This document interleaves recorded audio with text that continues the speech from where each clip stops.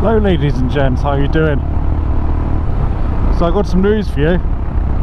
Some of you might not know that I had a custom Honda C90 that I was struggling to sell.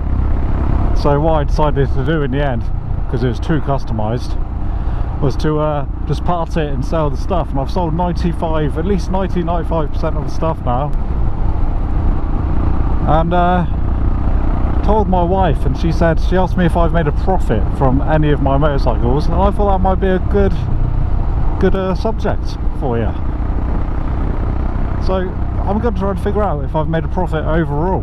Now, I'm not very good at maths, and I'm not going to try to do maths whilst riding a motorcycle and trying to make a vlog. So I'm going to put the math up on the screen, trying to figure out in post-production. Now, I want you to just have a think now. Have you made a profit overall on your motorcycle? Because I don't think anyone has, and I don't think that is the point of motorcycling. So, let's begin. I'm going to begin with my very first motorcycle, and you're going to find out straight away if I've made a profit or not. So, my very first motorcycle, I can't actually remember what it's called, but it was years before I even had a license, before I even done my CBT. I got offered a Chinese kind of chopper type thing. Now, Chinese motorcycles have come a long way, so if you're riding a new Chinese motorcycle, respect to you, but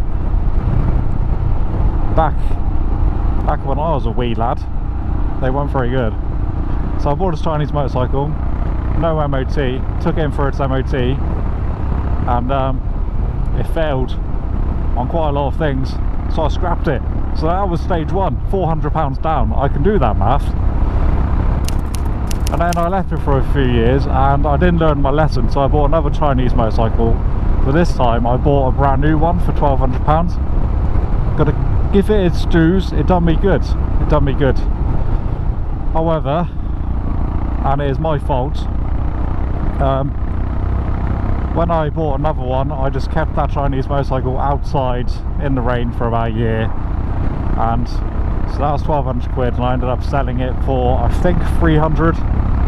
So that's a negative equity. And so then I thought I bought a bike for £800, but my missus told me it's £1,000, so let's just say £1,000. So I bought a ZX6R for £1,000. Didn't really get on with it. It was like my dream bike growing up, but then I knew better when I actually became a biker. So I swapped that bike for a very, very good Suzuki Bandit 600, a Mark 1 naked. I've got loads of videos on that if you're interested in those. So, say that Bandit cost me £1,000 then, okay? How much money did I spend? Because I am including things that I've spent. I probably spent another 600 quid on that bike, just doing it up, doing the forks. Bought a new tank, bought entire new plastics for it, done quite a lot. So say 600 quid, so that's a £1,600 bike. Then that £1,600 bike, I made quite a big mistake, and I swapped it for Yamaha Fazer, because on paper they are better. And I didn't really take it for a long enough test ride to see for myself. So that's £1,600, straight swap for a naked Fazer. Then that naked Fazer, from there I bought this Himalayan that I'm on now, just round up to £3,000. But I'm not going to take that away because I've still got it. So then I had a Himalayan and a Fazer. Oh, I'm chatting quick, aren't I? Very good.